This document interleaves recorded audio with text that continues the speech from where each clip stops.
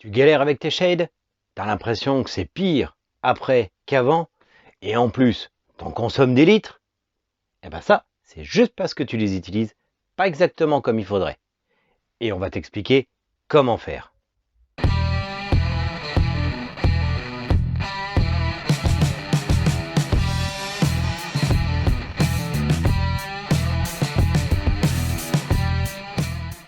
Bonjour à tous et bienvenue chez Serial Painters. Oui, je vous avais demandé la semaine dernière si vous vouliez une vidéo sur les shades. Pourquoi?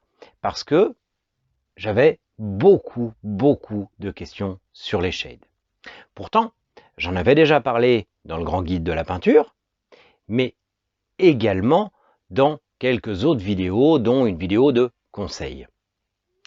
Apparemment, ça pose encore quand même pas mal de problèmes à beaucoup de gens.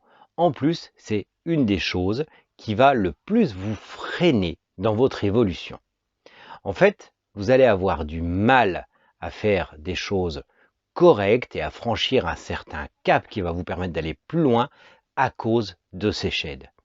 En plus, vous en consommez des tonnes, ça vous revient à une fortune et pourtant, il n'y a pas besoin. En effet, la plupart des gens écoutent des conseils de badigeon général de shade, ce qu'il faut absolument éviter. C'est un problème récurrent, on passe du shade sur toute la figurine, voire, pire que tout, on le trempe dans un pot de shade rapide, et là, c'est un carnage. Sur le coup, ça paraît beau, une fois sec, ça ternit tout. Et au final, vous avez tout à rattraper, vous perdez un temps fou, ou si vous laissez comme ça, c'est plein de tâches, et c'est affreux.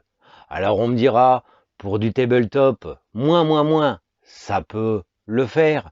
Mais bon, franchement, il y a une façon de les utiliser autre qui prend pas franchement plus de temps, mais qui a des résultats bien meilleurs.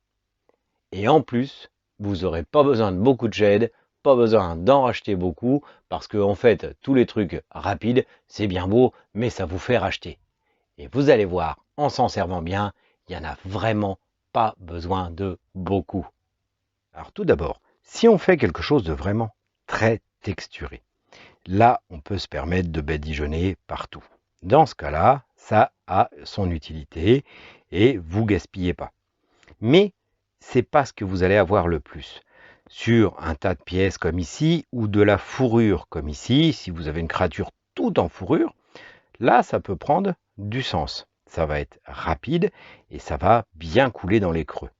Comme il y a une grosse différence entre les creux et le sommet, ça va être facile à rattraper derrière quand on va faire du brossage à sec. Et ça va avoir du sens. Alors on peut le travailler soit vraiment en grande quantité, soit ici plus doucement si on veut un effet plus ténu. Vous voyez, les deux effets sont différents, le principe est le même, à vous de voir ce que vous préférez obtenir.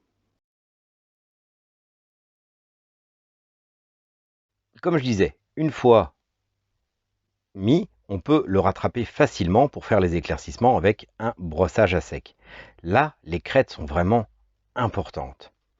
Mais malheureusement, c'est pas ce qu'on a essentiellement comme figurine. Il y a beaucoup de figurines avec de la texture, mais pas partout. Si je veux faire un Space Marine, par exemple, qui a beaucoup d'aplats, là, tout de suite, ça va marcher, bien sûr, ça va couler dans les creux.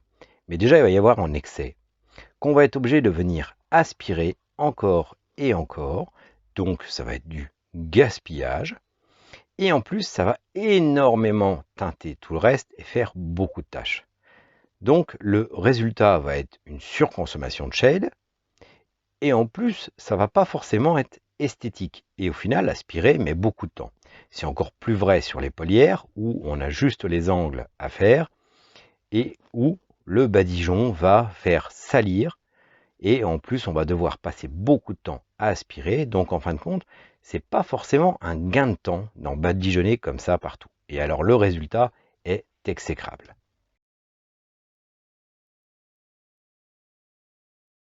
Vous voyez, il y a quand même pas mal de tâches. Ça va sécher comme ça et le résultat va vraiment être mauvais. Donc, même pour teinter, ça s'y prête pas vraiment. Ce contre là, il faudrait la diluer pour que ça marche. Par contre, si on vient avec un pinceau plus fin, déposer des petites quantités dans les creux où on veut assombrir, là, ça va prendre du sens. Déjà, vous allez en consommer très très peu et vous aurez presque rien à rattraper. Alors vous aurez toujours parfois des petits débordements, mais qui au final seront relativement faciles à rattraper. On arrive à teinter autant que si on l'avait mis en excès,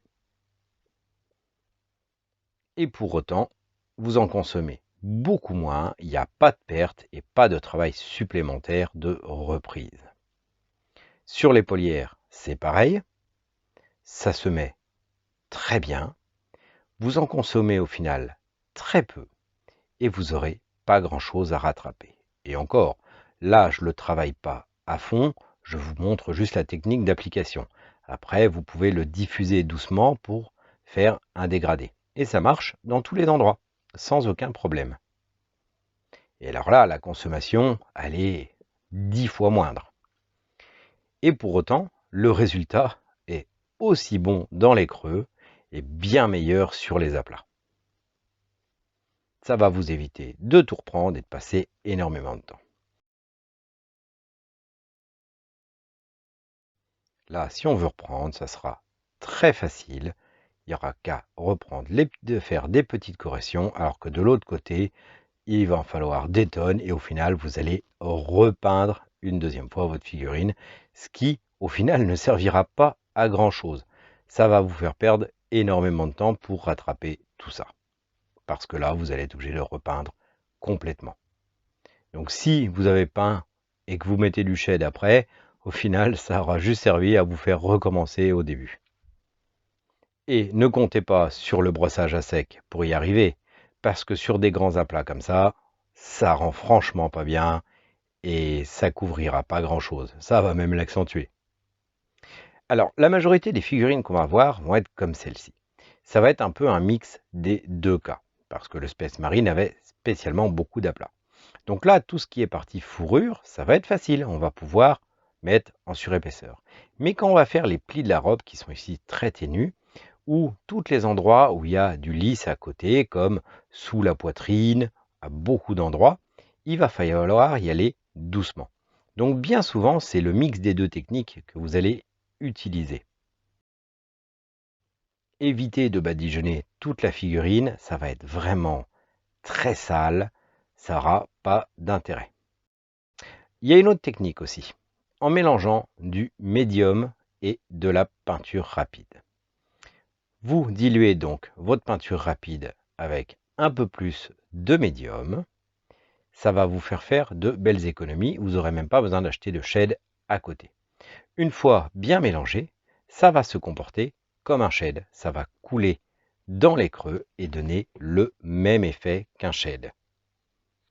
Ce qui fait que vos peintures rapides pourront vous servir en tant que peinture rapide normale, mais également en tant que shade. Et comme il y a beaucoup plus de choix, au final, c'est très intéressant. On peut voir, hein, ça coule très très bien dans les creux, ça se place très bien et ça donne le même effet qu'un shade. Bon bah voilà, j'espère que l'utilisation des shades maintenant sera claire. Comme vous avez vu, on s'en sert au final peu, on en met peu sur la plupart des figurines. Il y a quelques figurines vraiment extrêmement texturées qui s'y prêtent à les badigeonner, comme quelque chose où il y aurait de la fourrure partout. Mais sinon, dans l'ensemble, on l'utilise avec vraiment parcimonie et il y en a besoin de très peu. Et comme ça fait pas de tâches. Vous arrivez à rattraper les éventuels petits débordements facilement et ça va passer tout seul. Quand c'est bien texturé, c'est bon. Par contre, quand il faut mettre du shade sur quelque chose qui a pas mal d'aplats, il faut vraiment viser de façon précise. Et comme vous avez vu, si vous voulez pas investir dans des shades, vous pouvez tout simplement vous servir de peinture rapide comme les Dipping Ink, les diluer pour qu'ils soient un peu plus coulants, que ça ressemble plus à un shade et vous en servir comme shade, ce qui vous évite d'acheter des shades en plus. Vous pouvez avoir des peintures rapides, que vous transformez en shade. Nous, c'est une astuce qu'on utilise très souvent parce que du coup, il y a plus de coloris différents dans les peintures rapides, donc ça vous fait encore plus de shades différents possibles. Et franchement, ça passe très très bien. J'espère donc avoir répondu à toutes vos interrogations sur le shade. Le shade, c'est à utiliser vraiment peu pour pas faire du crado. Alors dans certaines techniques, on peut s'en servir pour rendre un peu plus sale. Ça peut avoir un intérêt, mais dans l'ensemble, on en consomme très peu. On peut même partir de plus foncé pour aller vers la lumière seulement en éclaircissant et ne pas avoir besoin de shade du tout, ce qui va donner quelque chose de beaucoup plus naturel. Moi, c'est quelque chose que j'apprécie énormément. Je travaille quand même rarement avec des shades parce que j'aime pas forcément. Il y a certaines choses qui s'y prêtent, mais dans l'ensemble, on peut faire sans et souvent, c'est même encore mieux. Avant de vous quitter, je veux remercier tous ceux qui nous soutiennent sur Tipeee. Merci beaucoup à vous. N'hésitez pas à aller consulter notre page, à la rejoindre si vous avez envie. Ça nous aide énormément. Je vous remercie encore tous. Et moi, en attendant, je vous dis à la semaine prochaine.